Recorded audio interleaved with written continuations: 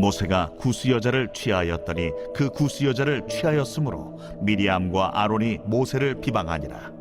그들이 이르되 여호와께서 모세와만 말씀하셨느냐? 우리와도 말씀하지 아니하셨느냐?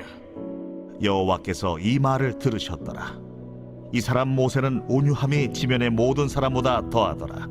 여호와께서 갑자기 모세와 아론과 미리암에게 이르시되 너희 세 사람은 회막으로 나오라 하시니 그 세 사람이 나아가매 여호와께서 구름 기둥 가운데로부터 강림하사 장막문에 서시고 아론과 미리암을 부르시는지라. 그 두 사람이 나아가매 이르시되 내 말을 들으라. 너희 중에 선지자가 있으면 나 여호와가 환상으로 나를 그에게 알리기도 하고 꿈으로 그와 말하기도 하거니와 내 종 모세와는 그렇지 아니하니 그는 내 온 집에 충성함이라. 그와는 내가 대면하여 명백히 말하고 은밀한 말로 하지 아니하며 그는 또 여호와의 형상을 보거늘 너희가 어찌하여 내 종 모세 비방하기를 두려워하지 아니하느냐. 여호와께서 그들을 향하여 진노하시고 떠나시며 구름이 장막 위에서 떠나갔고 미리암은 나병에 걸려 눈과 같더라. 아론이 미리암을 본즉 나병에 걸렸는지라. 아론이 이에 모세에게 이르되 슬프도다 내 주여. 우리가 어리석은 일을 하여 죄를 지었으나 청하건대 그 벌을 우리에게 돌리지 마소서. 그가 살이 반이나 썩어 모태로부터 죽어서 나온 자같이 되지 않게 하소서. 모세가 여호와께 부르짖어 이르되 하나님이여 원하건대 그를 고쳐 주옵소서.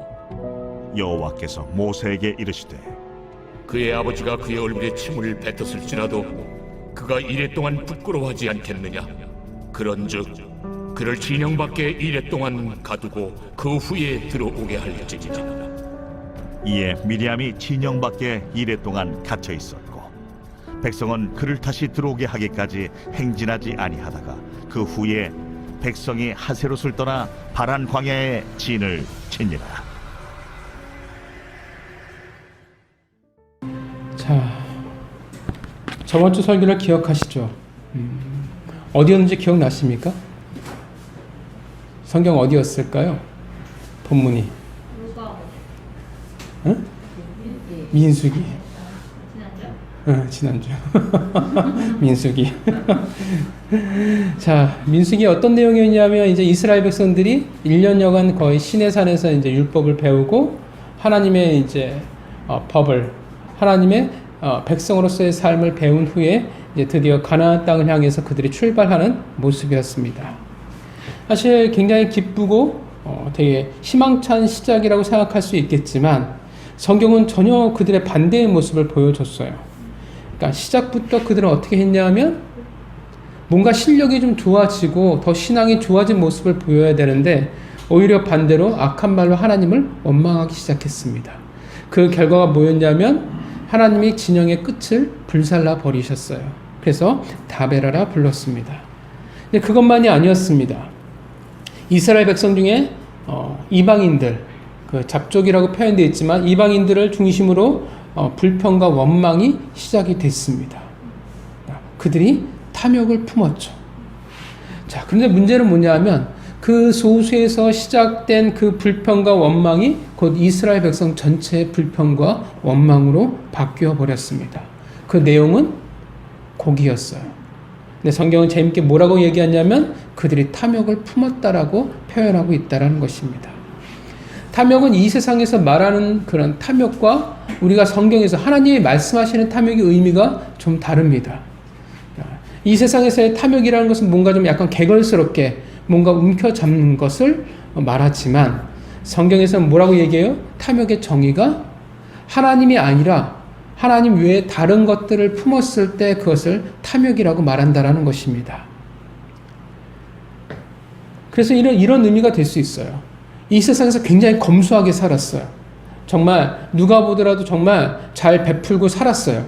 근데 하나님은 뭐라고 평가할 수 있냐면 너는 탐욕스럽게 살았어라고 오히려 평가할 수 있다라는 것입니다. 탐욕은 반드시 뭐로 이어질 수밖에 없냐면 원망과 불평으로 이어질 수밖에 없습니다. 당연히 어떻게 되어지냐면 지금까지 하나님이 내게 주신 은혜가 별로 어떻게 해요? 대단해 보이지 않아요. 값없이 보여지기 시작한다라는 것입니다. 그래서 그 결과가 뭐였냐면 기브롯 핫다아와였어요. 하나님의 심판, 결국 탐욕은 무덤이라는 것입니다. 그래서 우리는 우리 입술 가운데 어떠한 말들이 흘러나오는지, 어떤 반응들이 있는지를 우리는 우리 스스로 들어봐야 됩니다. 은혜를 잊고 내가 원망과 불평이 가득한지, 탐욕은 반드시 불평과 원망으로 표현된다는 것을 우리는 기억해야 합니다. 그리고 탐욕의 끝은 결국 무덤이 될 수밖에 없다는 것이에요. 나만의 무덤이 아니라 결국 어떻게 돼요? 공동체의 무덤이 될 수밖에 없습니다. 한 주간 탐욕이 아니라 여러분 모두 하나님을 품고 살아가실 줄 믿습니다. 자, 오늘 본문을 보면 이제 누가 등장하기 시작하냐 하면 오랜만에 미리암이 나오죠. 그리고 아론이 등장합니다. 좋은 모습으로 등장하는 것이 아니라 모세를 비방하는 모습으로 그들이 등장하게 됩니다. 왜 미리암과 아론이 모세를 비방했을까요? 1절에 보면 뭐라고 이야기를 해요? 모세가 구스 여자를 취하였더니, 그러니까 구스 여자와 결혼했기 때문에 비방했다라고 이야기합니다. 이 구스 여인이 누구일까라고 할 때 크게 두 가지 설이 있는데, 하나는 모세의 아내 십보라를 이야기하는 거다라고 말하지만 사실 굳이 이미 알려진 모세 아내를 애매모호하게 표현할 리 없고, 이미 한참 전에 결혼했는데 그 결혼을 이제 와서 시비를 걸 이유가 없기 때문에 말이 된다고 생각하지 않고요. 두 번째 이유는 우리가 너무나 잘 알고 있는 아내 십보라가 죽은 이후에 새롭게 결혼한 여인이라고 보는 것이 맞다고 생각을 합니다. 그런데 구스는 어디를 말하는 것일까요? 성경에서 여기저기 등장하는 지역 이름이기도 합니다. 다윗의 아들 압살롬의 사망 소식을 전해준 사람도 구스 사람이었고, 신약에서는 빌립기사가 구스의 내시에게 복음을 전하는 장면이 등장합니다. 그리고 솔로몬 시대 때 그를 찾아온 시바 여왕이 이 구스 사람 혹은 시조라고 봅니다. 그래서 이 구스는 어디냐면 지금 이 세계 지도에 어디에 있냐면 에디오피아를 구스라고 이야기를 해요. 실제로 에디오피아의 전승에 따르면 솔로몬과 시바 여왕 사이에 태어난 아들이 지금의 에디오피아를 건설했다라고 말합니다. 그래서 에디오피아 사람들은 스스로 뭐라고 얘기하냐면 자신들은 솔로몬의 후예라고 얘기를 해요. 그래서 그들만의 독자적인 기독교가 그들 가운데 있습니다. 유대 역사가 요세푸스에 의하면 전승이지만 모세가 결혼한 이 구스 여인이 사실 에디오피아의 공주였다라고 말하지만 이건 믿거나 말거나 이야기입니다. 중요한 것은 이 구스 여인과 결혼한 것을 빌미 삼아서 미리암과 아론이 모세를 공격하기 시작했다라는 것입니다. 미리암과 모세에 대해서 우리는 너무나 잘 압니다. 두 사람 모두 다 모세의 형이었고 모세의 누나였습니다. 아론의 직업은 뭐냐면 대제사장이었고, 미리암은 아론은 대제사장이었고 모세의 대변인의 역할을 했죠. 미리암은 모세의 누나이자 아기 모세의 생명을 구했던 사람이었습니다. 네, 그 모세의 생명을 구했을 때 그 모습을 보면 나이가 어린데도 불구하고 되게 똘똘해요. 되게 당찬 모습을 보입니다. 아마도 그런 그냥 조용조용 지내는 그런 사람이기보다는 뭔가 한몫할 수 있고 능히 큰 일을 감당할 수 있는 그런 재치와 대담함을 지닌 여인이 아니었을까라고 생각을 해요. 그리고 미리암은 6절에 하나님께서 이야기하시는 것을 볼 때 아마 여선지자가 아니었을까라 생각을 합니다. 그러니까 두 사람 모두 다 어떻게 해요? 평범한 이스라엘 한 명이 아니에요. 모두 다 권위와 영향력을 지닌 사람이었습니다. 어떻게 보면 모세의 측근 중에 측근이라고 이야기할 수도 있을 거예요. 더군다나 모세를 제외한 그 누구보다도 어떻게 보면 하나님의 가장 가까이 있던 사람들이었습니다. 자, 그렇다면 이들이 지금 모세를 비방하는 게 맞을까요? 그들의 의견대로 구스 여인과 결혼한 것이 잘못일까요? 잘못이 아닐까요? 여러분들 어떻게 생각하십니까? 구스 여인과 결혼한 것이 문제가 될까요? 문제가 되지 않을까요? 우리가 기억해야 할 것은 이스라엘은 영적인 순수성을 지키기 위해서 결혼에 대한 조건이 굉장히 까다로워요. 어디에서 그것을 잘 볼 수 있냐면 아브라함이 이삭의 결혼을 위해서 늙은 종을 보낼 때 그 조건을 볼 때 굉장히 까다로웠습니다. 조건은 가나안 여인은 절대 안 됐어요. 그리고 이삭은 결코 어떠한 이유든 가나안 땅을 떠날 수가 없었습니다. 근데 우리가 기억해야 할 것은 이스라엘을 제외한 모든 이방 여인이 결혼의 대상의 제외는 아니라는 거예요. 누구만 결혼의 제외 대상입니까? 가나안 족속만이에요. 가나안 족속하고만 결혼이 금지예요. 그리고 나머지 이방 여인과 사실 결혼이 금지된 것은 아니에요. 하나님 그렇게 말씀하시지 않았어요. 그럼 우리가 또 기억해야 할 것은 가나안 여인이지만 이스라엘 백성과 결혼한 사례도 또 있어요. 그게 누구냐면 그쵸, 롯도 있고 또 누가 있냐면 출애굽 2세 때 라합이 있었어요. 그쵸, 라합은 여리고성에 살았던 기생이었죠. 그런데 나중에 결국 그녀가 누구와 결혼하게 되냐면 기억하시겠지만 여호수아가 두 정탐꾼을 보내죠. 그중 한 사람과 결혼하게 됩니다. 그냥 아무나 이스라엘 사람 한 명이 아니라 여호수아에게 가장 신뢰받는 두 사람 중 한 명과 결혼했다라는 것입니다. 근데 하나님은 그것에 대해서 뭐라고 말씀하시지 않아요. 그리고 여호수아도 모세의 어쨌든 가장 제자잖아요. 수제자잖아요. 그거에 대해서 뭐라고 이야기하지 않아요. 왜냐하면 라합은 가나안 사람으로서가 아니라 언약 가운데 들어온 자가 되었기 때문에 그렇습니다. 그녀는 언약 가운데 들어왔기 때문에 이스라엘 위대한 예수님의 족보의 한 자리를 차지하게 되었죠. 더군다나 구스 여인은 이방 아마도 여러분들이 기억하시겠지만 출애굽 당시에 이스라엘 백성들만 출애굽한 게 아니에요. 그죠? 이스라엘 백성들만 출애굽한 게 아니라 출애굽의 조건은 뭐였냐면 문설주에 피를 바른 사람은 누구나 다 출애굽했어요. 그 말은 이스라엘 사람이었지만 문설주에 피를 바르지 않았으면 그 사람은 출애굽의 대상이 아니에요. 근데 반면 이방인 혹은 애굽 사람일지라도 문설주에 피를 바르면 출애굽의 대상이었습니다. 그래서 허다한 족속들이 같이 출애굽을 했다라고 이야기를 합니다. 구스 여인은 그들 중에 한 명이라고 봅니다. 그래서 우리가 이스라엘 백성들을 이야기할 때 그들은 피를 주장을 하지만 사실 이스라엘 백성들의 시작은 혈연 공동체가 아니라 신앙, 그 언약 공동체로 출발을 했고 이 구스 여인도 그 공동체의 일원이었습니다. 그렇다면 사실 가나안 여인도 아니고 또 어떻게 해요? 언약 바깥에 있는 사람도 아니었어요. 그러니까 사실 어떻게 돼요? 아무 문제가 없다라는 것입니다.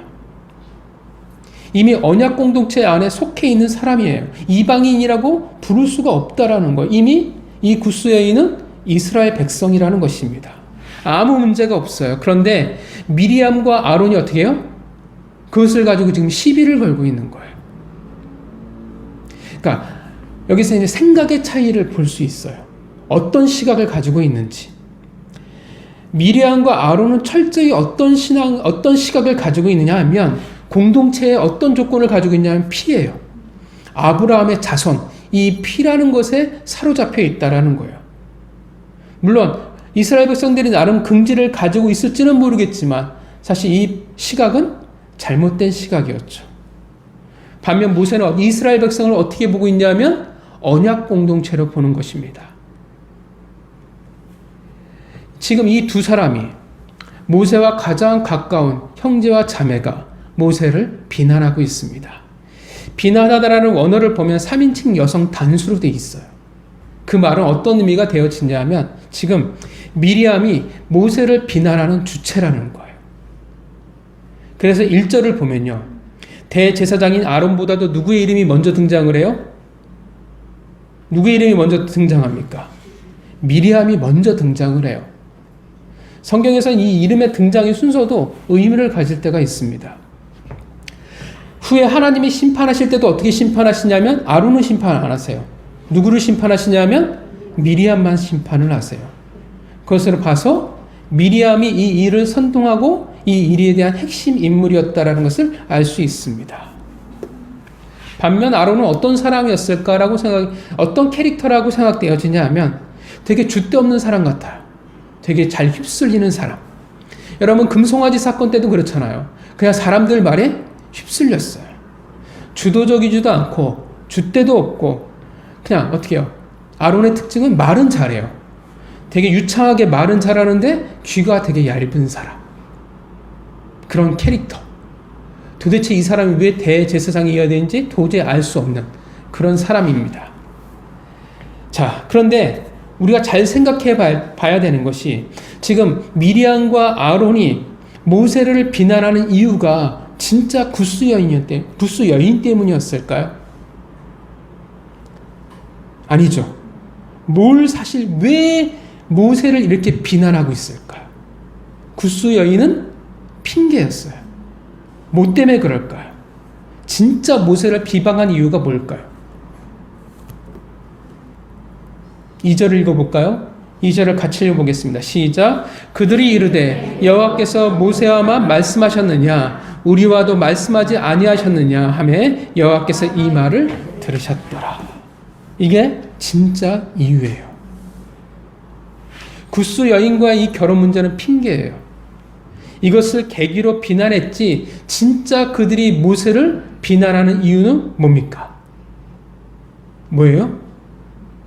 권력이에요. 지금 그들은 어떻게 해요? 사실 이 구스 여인을 핑계로 해서 어떻게 해요? 모세의 권위에 지금 도전하고 있는 거예요. 여러분 모세의 권위는 어디에서 옵니까? 당연히 하나님으로부터 와요.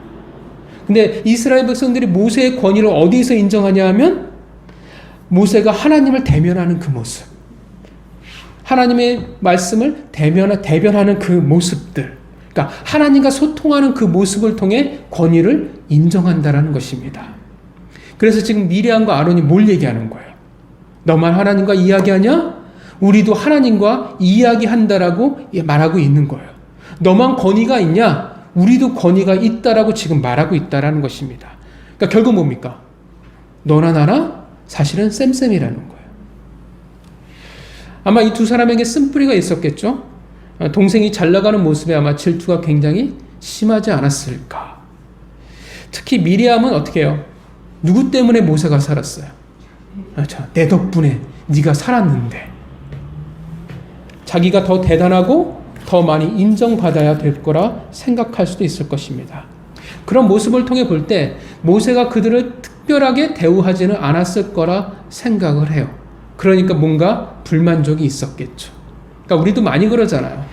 개국공신이 되면 또 그러잖아요. 교회도 내가 개척 멤버면 어떻게 돼요? 내가 남들보다 더 많은 대우와 존중을 받아야 된다라고 생각한다라는 거예요.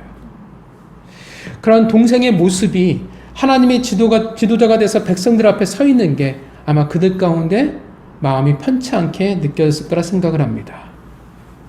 2절 하나님이 이들의 말씀을 들으셨습니다. 그들의 모세를 비난하는 소리를 들었어요. 직역하면 그러자 여호와께서 들으셨다. 귀담아 들으셨다라는 것입니다. 3절 뜬금없이 말씀하시는 것 같아요. 3절에 무슨 말씀을 하십니까? 읽어볼까요? 이 사람 모세는 온유함이 지면의 모든 사람보다 더하더라. 이것이 모세가 하나님에게 인정받는 모습이죠. 그러니까 다르다라는 거예요. 너희는 지금 같다라고 이야기하는데 하나님은 같다고 보지 않는다라는 것입니다. 그리고 갑자기 모세와 아론과 미리암에게 말씀하십니다. 성경에서 뭐라고 표현해요? 4절에 여호와께서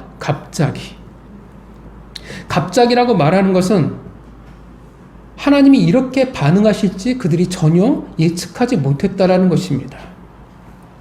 근데 이 갑자기라는 말은 언어에서 볼 때 사용될 때 주로 어디와 연관되어서 사용되어지냐면 심판하실 때. 그래서 하나님의 심판은 어떻게 해요? 어떻게 임해요? 갑자기. 우리가 알지 못할 때. 그때와 똑같은 언어를 쓰고 있다라는 거예요. 모세마저도 어떻게 해요? 하나님의 사람 모세마저도 전혀 알 수 없었던 하나님의 개입이었습니다. 근데 그 개입은 어떤 것을 염두에 두고 하나님이 개입하셨냐면 심판을 염두에 두고 개입하신 겁니다. 5절 이들을 회막에 부르시죠. 그리고 구름 기둥으로부터 하나님이 강림하십니다. 사실은 부르셨다고 이야기하지만 이건 재판이에요. 아론과 미리암을 먼저 앞에서 부르시고 그들에게 말씀하십니다. 6절에 선지자를 말하는 것으로 봐서는 미리암이 선지자였을 거라고 우리가 생각해 볼 수 있습니다. 그리고 그들의 주장에 대해서 하나님이 직접 반박하십니다. 하나님 뭐라고 말씀하세요? 너희들에게 주로 내가 어떻게 말했냐 하면 뭐라고 말해요? 나는 너희에게 꿈과 환상으로 말씀하셨다라고 말씀하십니다. 근데 7절 모세에게는 어떻게 이야기했어요? 모세에게는 그렇게 하지 않았다라는 거예요. 굳이 환상이나 꿈이 아니라 8절 대면에서 명백하게 말씀하셨다라고 말합니다. 은밀하게 말씀하시지 않았다라는 거예요. 꿈과 환상은 반드시 뭐가 필요해요? 그렇죠. 해석이 필요해요. 해석이 필요하죠. 그래서 꿈과 환상은 어려워요. 실력이라는 게 필요합니다. 그런데 하나님이 모세하고 얘기할 때 어떻게 해요? 해석이 필요 없었다라는 거예요. 왜냐하면 우리가 대화하듯이 말씀하셨으니까. 출애굽기 33장 11절에 얼굴과 얼굴을 서로 대하여라는 말과 같다라는 거예요. 대면하다라는 말은 입과 입이 마주 대하다라는 뜻을 가지고 있습니다. 해석이 필요 없는 진짜 우리의 일상적인 대화와 같았다라는 것입니다. 더군다나 8절에 여호와의 형상을 본다라고 말씀하십니다. 그러니까 그들의 말에 하나님이 끽소리 못하게 하나님이 철저하게 지금 반박해 버리시는 거예요. 이런 하나님을 좀 만나봤으면 좋겠는데. 근데 걱정은 그들이 아니라 나한테 이렇게 해버리면 큰일인데, 그렇죠? 자, 왜 하나님이 그렇게 하셨냐면, 왜 하나님이 그렇게 모세와 대화하셨냐면, 모세는 하나님의 온 집에 충성된 자였기 때문이라고 말합니다. 충성된다라는 것은 어떤 의미냐면 하나님에게만 온전한 관계를 맺고 있다라는 거예요. 하나님을 향하여 일편단심이라는 거예요. 하나님만을 품고 있다라는 거예요. 우리가 탐욕을 받잖아요. 탐욕은 하나님이 아니라 다른 것을 품은 거라는 거예요. 근데 모세는 그렇지 않았다라는 것입니다. 미리암과 아론은 뭐라고 얘기하냐면 모세나 우리나 같다라고 이야기를 했어요. 근데 하나님이 정면으로 반박해 버리셨어요. 아니라는 거예요. 하나님이 모세와 대면했다라는 것은 뭘 말해주냐면 하나님과의 친밀함을 이야기해줘요. 얼마만큼 내가 모세와 친한 죄를 말씀하고 계신다라는 거예요. 너희와 그래서 다르다라는 거예요. 7절 모세는 충성되었지만 미리암과 아론은 뭐라고 말씀하시는 거예요? 너희는 충성되지 않았다라는 거예요. 너희들은 그래서 모세와 다르다라는 거예요. 진짜 친한 모습이잖아요. 진짜 친하니까 어떻게 해요? 모세를 대신해서 하나님이 반응해 주시고 하나님이 대신 화를 내주고 계신다라는 것입니다. 9절 하나님이 그들에게 진노하시고 떠나버리십니다. 9절은 어떤 느낌이냐면 그냥 하나님이 그 자리를 떠났어가 아니에요. 어떤 느낌이냐면 하나님이 뒤돌아보지도 않고 그냥 휙 가버린 거예요.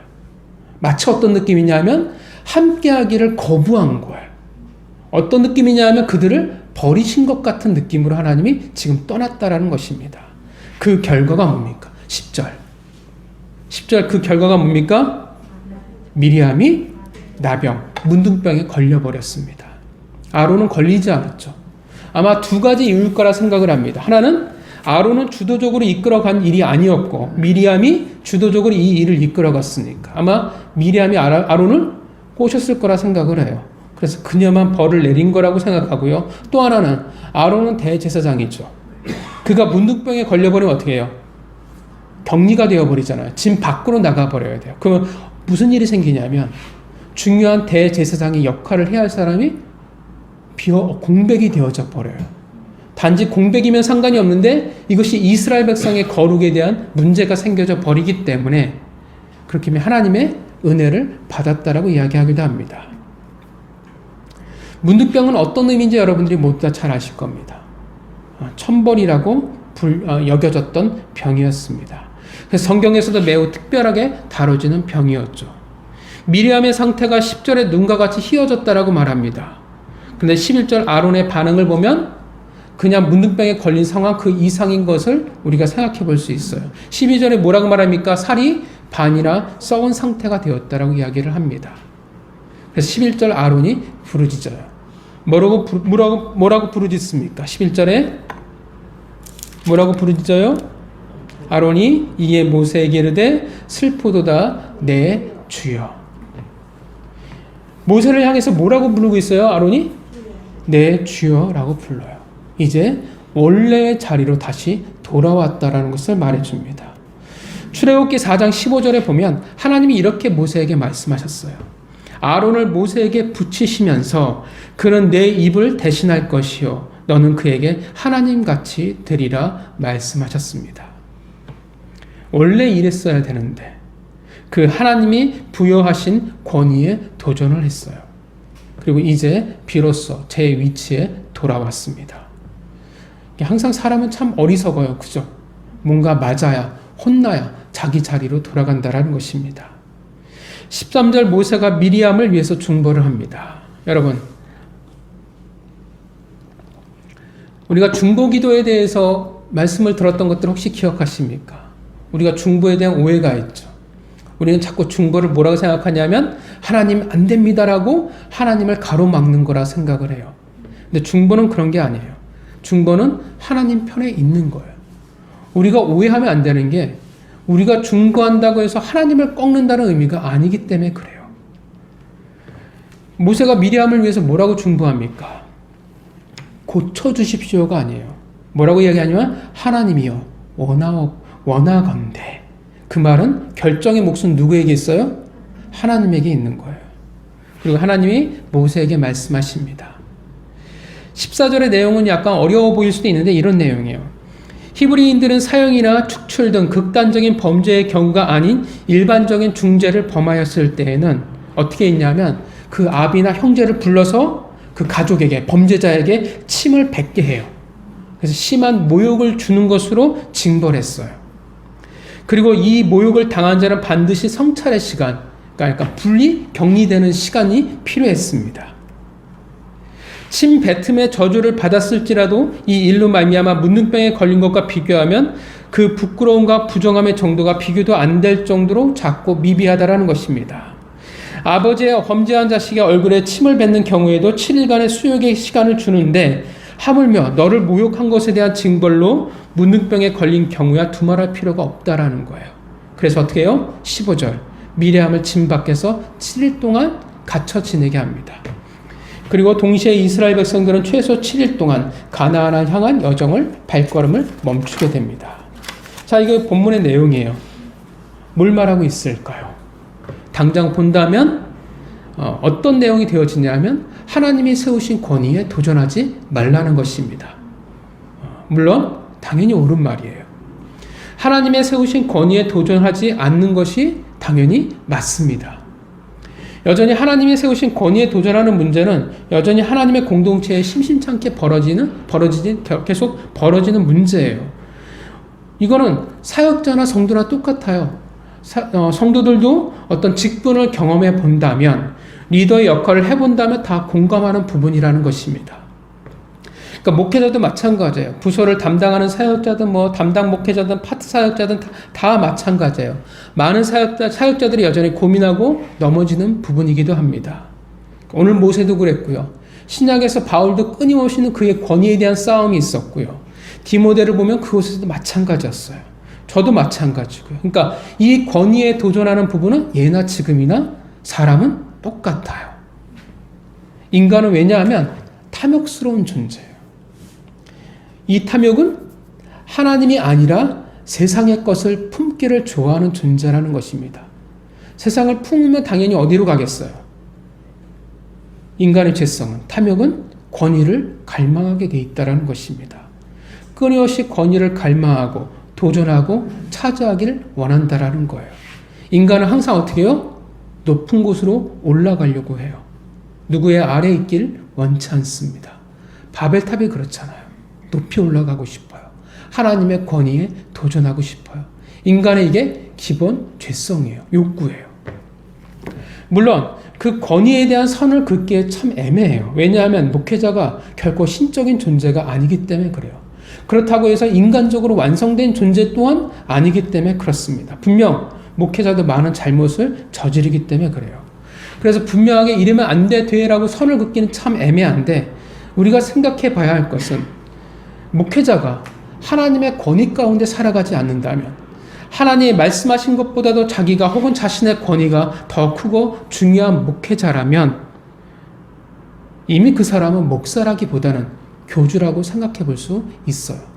그래서 안타까운 것은 교회임에도 불구하고 교주로 존재하는 사람들이 있고 또 그 목사가 아닌 교주를 모시며 하나님이 아니라 교주를 모시며 살아가는 자들이 있다는 것이 너무나 안타깝습니다. 사실 그들은 논외예요. 사실 이야기할 가치도 없어요. 반면 하나님의 그 권위 앞에 살아가는 목회자라면 실수가 있을지라도 당연히 실수하는 게 맞거든요. 그 권위에 도전하는 것은 매우 생각해 봐야 할 문제라는 것입니다. 왜냐하면 목사가 대단해서가 아니라 그 목회자를 하나님이 세우셨기 때문에 그래요. 그래서 목사의 개인의 권위의 문제가 아니라 이것은 하나님의 권위의 문제에 해당하기 때문에 그렇습니다. 우리가 쉽게 말하면 우리가 경찰을 무시할 수는 없잖아요. 경찰을 무시하면 어떻게 되어져요? 법에 대한 합당한 더 큰 대가를 치를 수밖에 없습니다. 왜냐하면 그것은 그 경찰 개인의 권위의 문제가 아니라 나라의 권위의 문제이기 때문에 그렇습니다. 사실 패역한 사역자라면 어떻게 해야 할까? 진짜 저희들이 보기에도 저 사람은 목회를 안 하는 게 차라리 저기는 성도들이 교회를 떠나는 게 낫다라는 교회도 정말 많아요. 근데 성도들은 잘 구분할 수 없어요. 얘기를 들으면 좋은 목사님이라고 얘기하는데 사실 저희들은 알거든요. 그 사람이 진짜 어떤 사람인지를. 우리 목사들끼리는 얘기는 하는데 차마 얘기는 해줄 수는 없죠. 근데 안타까울 때가 굉장히 많아요. 패역한 사역자가 있을 때 어떻게 하는 게 옳을까? 다윗처럼 하는 것이 제일 맞다라고 생각을 합니다. 사람이 하는 게 아니라 하나님이 하는 게 옳다라고 생각합니다. 중요한 것은 늘 우리는 하나님보다 내가 앞서지 않는 게 중요해요. 우리는 기억해야 할 것을 하나님이 심판하시는 것이 내가 심판한 것이 아니라는 사실을 우리는 생각해야 한다는 것입니다. 패역한 목회자라고 한다고 하면 그건 각자 성도들이 기도해야 된다고 생각해요. 내가 어떻게 해야 될까? 하나님이 내가 이 교회에 남아서 계속 중보자가 되길 원하는 건가? 아니면 내가 떠나길 원하는 건가? 라고 하나님에게 기도하는 것이 옳다라고 생각을 합니다. 하나님에게 허락을 구하는 게 옳다라고 생각해요. 떠나고 싶은데 그럼에도 불구하고 하나님이 남기를 원하시면 나는 중보자로 그 교회에서 살아가야 하는 거고, 내가 남길 원해도 하나님이 떠나길 원하면 떠나는 게 맞다라고 생각을 합니다. 그러니까 중요한 건 뭐냐 하면 내가 하나님보다 앞서지 않는 게 중요하다라고 생각을 합니다. 하나님이 세우신 권위에 도전하지 않는 것이 옳아요. 자, 그런데 오늘 본문은 사실 그것만을 말하는 것은 아니거든요. 오늘 성경에 늘 말씀드리면 성경은 흐름이 중요해요. 지금 본문은 어떤 흐름 가운데 있냐면 시내산에서 하나님의 백성이 하나님의 군대로 바뀐 이후에 그들은 위대한 가나안의 여정을 시작을 했어요. 그런데 첫 걸음부터 삐걱대기 시작했죠. 어떤 문제로 그들이 삐걱대기 시작했냐면 11장의 탐욕이었어요. 말씀드렸지만 탐욕이란 하나님 외에 다른 것을 품는 것, 욕심을 내는 것이 탐욕이에요. 그 11장의 탐욕의 대상은 애굽이었고 그리고 결국 세상이었습니다. 백성들이 애굽을 마음에 품었고 그것이 먹을 것으로 하나님께 불평과 원망으로 자아내기 시작했고 그 결과 죽음이었으며 무덤이었죠. 이 탐욕의 문제는 가나안이라는 그 목전에서도 여전히 멈추지 않고 커져만 가고 있다는 거예요. 소수의 백성에서 이스라엘 전체에서 이제 이스라엘 장로들, 그리고 이제 누구에게까지 이어지기 시작하냐면 모세의 가장 가까운 가족들에게까지. 단지 가족이 아니라 이스라엘 족속의 가장 핵심적인 지도자들이었죠. 뭘 보여주냐면 지금 탐욕이라는 거예요. 그들이 탐욕을 품었다라는 거예요. 지금 아론과 미리암이 어떤 탐욕을 품었어요? 백성들은 먹을 거였어요. 근데 이들은 지금 어떤 탐욕을 품었냐 하면 권력이었어요. 그러니까 철저히 인간이 가진 기본적인 욕구죠. 그죠? 먹는 것, 권력. 인간이 가진 기본적인 탐욕이라는 거예요. 본능과도 같아요. 세상을 향한 탐욕을 품었으니 어디로 가냐 하면 당연히 권력에 대한 갈망을 가지기 시작을 해요. 근데 애초에 이스라엘 백성 1, 이스라엘 백성 2면 사실 그리 대단한 탐욕을 품지 않아요. 근데 이들의 위치가 어떻게 돼요? 그 누구보다도 높은 위치에 있기 때문에 이들의 세상을 품은 그 모습이 어디로 흘러가냐 하면 권위에 대한, 권력에 대한 욕구로 흘러간다라는 것입니다. 이 권력에 대한 갈망이 얼마나 대단하냐면 가족이라는 관계조차도 어떻게 돼요? 무너뜨릴 만큼이라는 거예요. 그래서 오래된 사극이 있었죠. 요즘 세대는 전혀 알 수 없는 용의 눈물이라는 사극이 있었습니다. 보신 기억들이 있으시죠? 굉장히 유명했었어요. 그러니까 세조 이방원을 그린 사극이었죠. 어떤 모습을 봐요? 권력. 그 권력은 어떻게 해요? 아버지와 형제들과 자신의 충성된 신하들과도 어떻게 해요? 조금도 나눌 수 없었다라는 것입니다. 피에 피를 불러도 권력은 멈출 수 없었어요. 요즘도 마찬가지예요. 여전히 이 권력은 형제고 뭐고 가족이 뭐고 없다라는 거예요. 지금 이 탐욕의 흐름이 계속되어져 있고 이 탐욕에 대해서 하나님이 어떻게 지금 하고 계시냐라는 거예요. 우리는 탐욕에 대해서 항상 조심해야 돼요. 특히나 오늘 본문을 보면 내가 영향력을 가지고 있는 위치라고 하면 더더욱 조심해야 돼요. 오늘 미리암과 아론은 모세의 형제들이기도 하지만 한 명은 성지자요, 한 명은 대제사장이었어요. 하나님과 나름 소통하는 사람들이었어요. 그러나 그것이 권위에 도전할 수 있는 타당함, 이유가 되어지지 않는다라는 것입니다. 그래서 리더의 위치에 있거나 혹은 내가 영향력을 가지고 있는 위치에 있을 때는 항상 조심해야 되는 부분이에요. 권위와 권력에 대한 탐욕에 물들지 않게 스스로 주의해야 돼요. 우리가 기억해야 되는 것은 이 권위에 대한 탐욕은 멈추지 않는다라는 거예요. 멈추지 않고 결국 어디까지 흘러가요? 단지 리더, 단지 목사가 아니라 하나님의 권위마저도 넘어서려 한다라는 것입니다. 그리고 제일 중요한 것은 이 탐욕의 결과가 뭐냐라는 거예요. 오늘 본문을 보면 하나님이 미리암과 아론을 떠나셨어요. 그리고 그 자리에 뭐만 남았냐면 문둥병만 남았어요. 문둥병은 죄를 상징하는 병이었고 또한 죄의 대가를 상징하는 병이었습니다.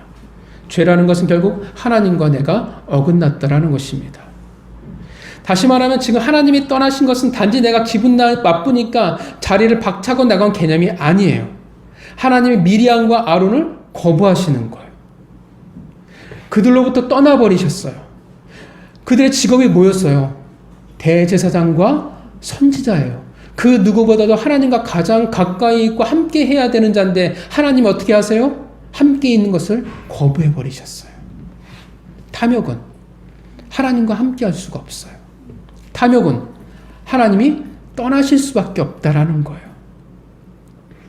권위에 대한 탐욕은 뭘 반증해 주냐면 내 상태가 무엇이라고 이야기해 주는 거냐면 내가 충성되지 않은 상태가 되었다라고 말해 준다라는 것입니다. 탐욕은 결국 이 뜻이 되는 거예요. 내가 하나님에게 충성하는 게 아니라 내가 다른 것에 충성하고 있습니다가 되는 거예요. 오늘 미리암과 아론은 누구에게 충성하고 있어요? 권력에 충성하고 있는 거예요. 하나님이 모세에게 뭐라고 표현했어요? 모세는 충성됐다고 표현하고 있어요. 여러분, 모세는 하나님에게 충성하고 있어요. 그러니까 뭐가 필요 없어요? 권위가 필요 없어요. 권력이 필요가 없어요. 오직 어떻게 해요? 그분만을 향해 있으면 돼요. 반면 미리암과 아론은 그분을 향해 있지 않아요. 그러니까 충성과 상관이 없다라는 것입니다. 충성되지 않은 자라면 어떻게 해요? 반드시 권위에 도전할 수밖에 없어요. 우리가 옛날 사극이나 드라마나 다 그렇잖아요. 그러잖아요. 충성되지 않으니까 뭐래요? 역모를 꿈꾸고 반역을 꿈꾸는 거예요. 충성된다면 어떻게 돼요? 그가 나를 어떻게 하시든 모든 상관이 없다라는 거. 왜냐하면 그분만이 주군이 나의 왕이 나의 전부이기 때문에 그렇습니다. 권력이란 나 외에는 아무도 나눠 가질 수 없는 거예요. 권력이란 오직 나만이 가질 수 있는 거예요. 하나님을 이용해서라도 신을 이용해서라도 내 권위와 권력을 지키려고 한다라는 것입니다. 하나님이라는 존재 자체가 모세와 하나님이 그러했듯 친밀한 관계가 아니라 그래서 미리암과 아론에게는 수단이 될 수밖에 없다라는 거예요.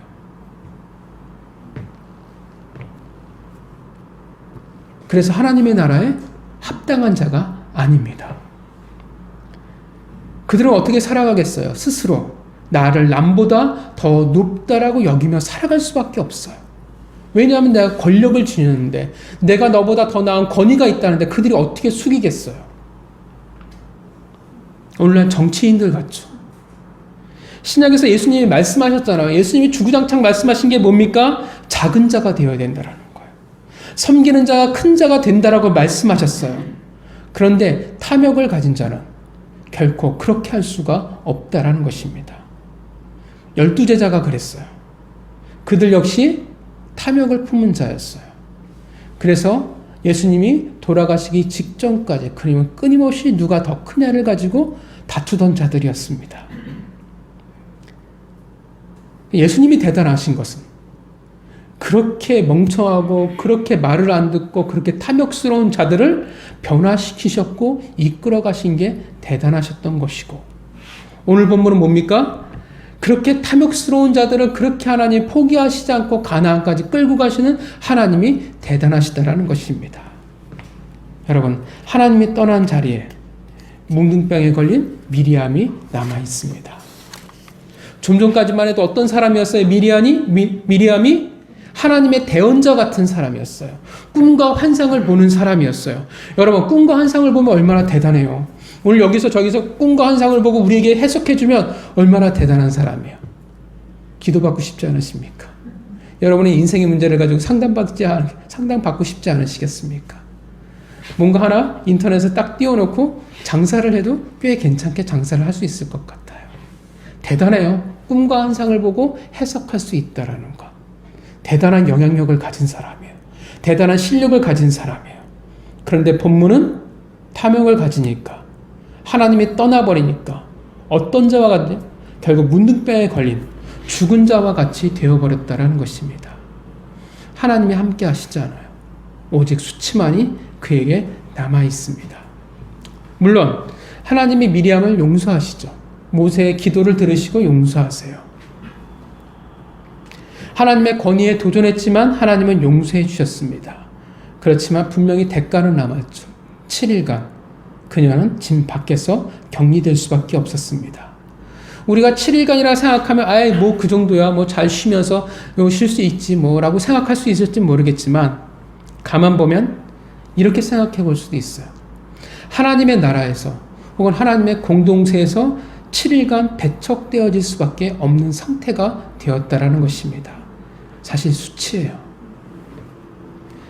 사실 다른 벌이라면 7일간 그냥 혼나면, 7일간은 그냥 코로나 걸려서 집 안에서 막 그냥 박혀 있었으면 되었을 텐데, 어쩌면 지금 미리암이 문둥병에 걸렸다라는 것은 이스라엘 백성들이 모르잖아요.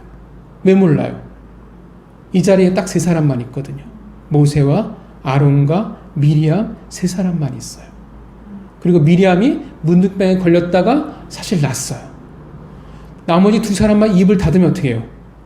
이건 비밀이에요. 몰라요. 수치가 있었는지 안 했는지 몰라요. 아무도 알 수가 없어요. 물론 모세가 나중에 성경을 기록해 놓으면서 알게 되겠지만 아무도 모른다라는 거예요. 그런데 그녀를 짐 밖으로 내보내서 격리시켜 버리면 이스라엘 백성들이 뭔가 있구나라는 것을 안다라는 것입니다. 하나님이 비밀로 두시지 않았어요. 그녀의 죄를 알고 계신다라는 것입니다. 드러내세요. 미리암의 죄를. 그리고 사실 짐 밖에 격리되는 일은 딱 한 가지밖에 없어요. 문둥병.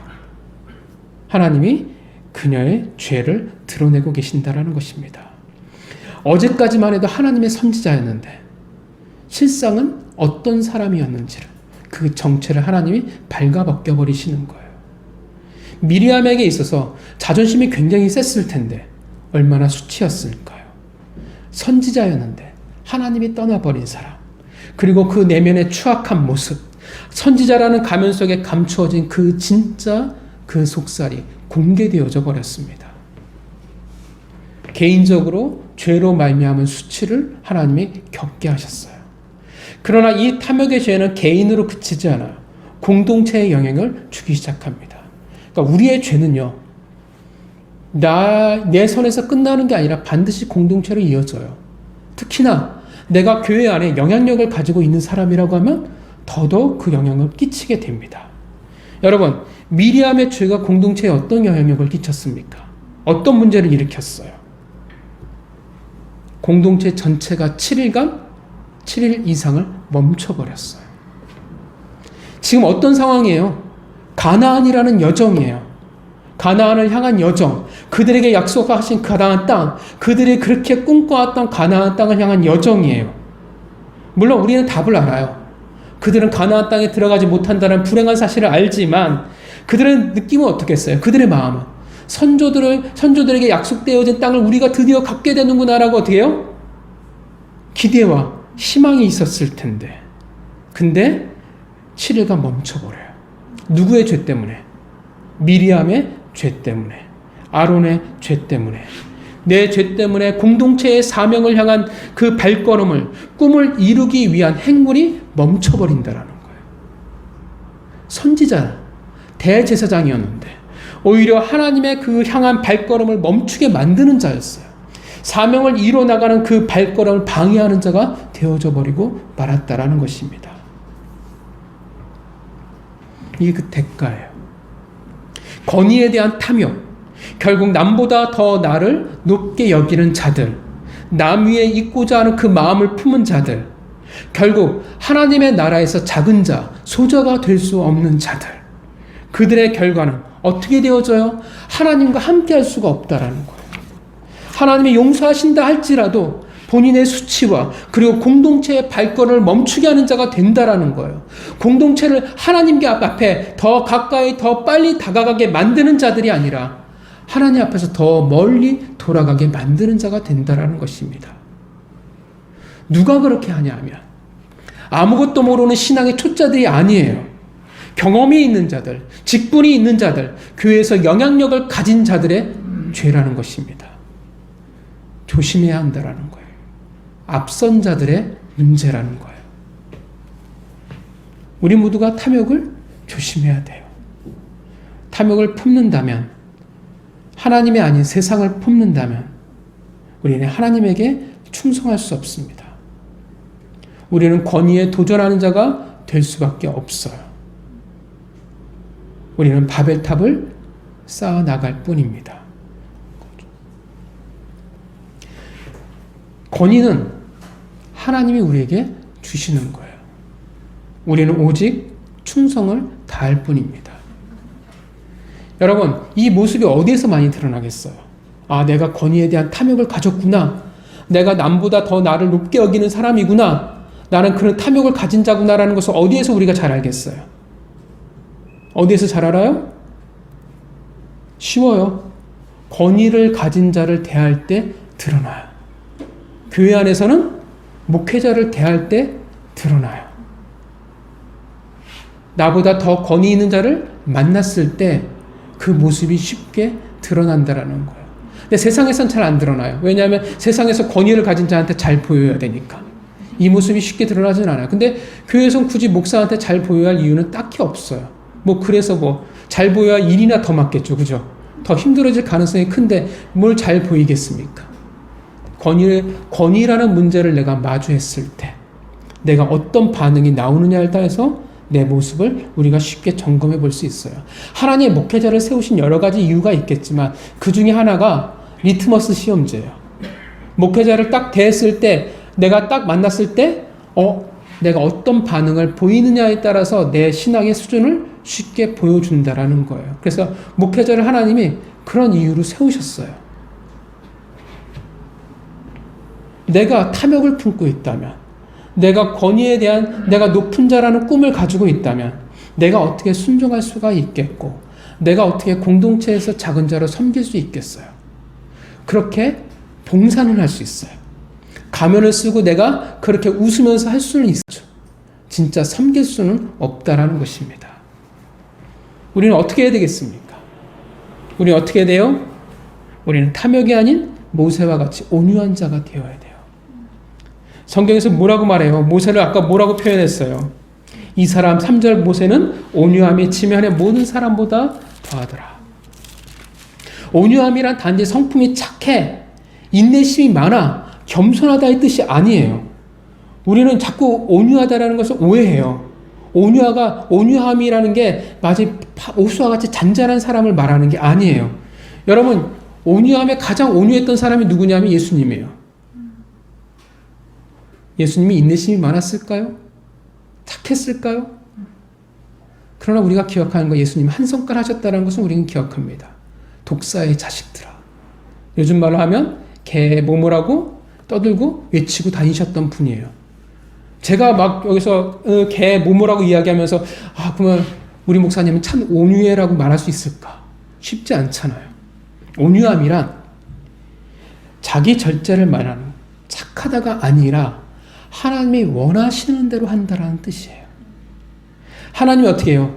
참기를 원하면 하나님을 위해서 참는 거예요. 근데 만약에 하나님이 공의로 말미암아 분노하길 원하면 어떻게 해요? 서슴없이 분노할 수 있는 사람이에요. 그런 사람이 바로 온유해요.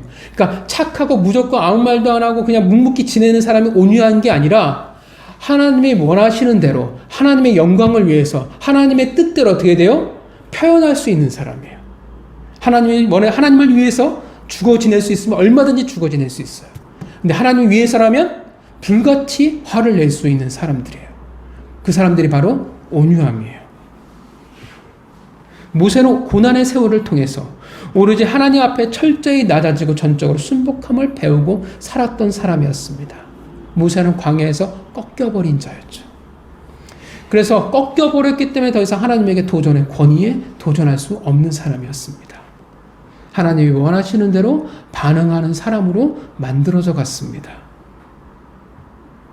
성도 여러분, 우리는 탐욕에 물든 자가 아니라 온유한 성도가 되어져야 합니다.